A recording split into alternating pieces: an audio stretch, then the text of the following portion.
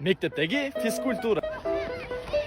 Ой, балалық кез сразу еске түседі. Форма барбы, жоқпы, физрукту вообще қызықтырбайды. Балдар ептеп топта алаттағы чурқап футболға кетшеді. Ағыздар да вообще қызықты да бұл жағы. Любой класста өзінше болған бір 3-4 қыз болады, біраз сулырақ же жақсы оқиды да, ошолар отдельно жүрішеді.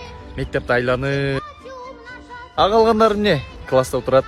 Уборка кылат. Футбол ойногон кеткен балдар болсо, эки жакшы ойногон игрок экиге бөлүнөт дагы, эң начар ойногон бир игрок калып кетет постоянно. Поля, чаң, балдар көйнөкчү, ито макас. Формасы жок келген го. Байкуш апаларына эле боорун урuyт да. Болгону бир 45 минутта ойнойт дагы. Шотун уксаң, саган 75ке 80 гол. Эгерде физкультура акыркы сабак боло турган болсо, футболканын сыртынан ак көйнөк, спортивный форманы сен агайдан жакшы баа алыш үчүн алып келбейсиң. Просто так футболду кайф кылып ойнош үчүн алып келесиң. Эгер залда ойноп кала турган болсоң, акырында залды формасы жок бала жууп кетет.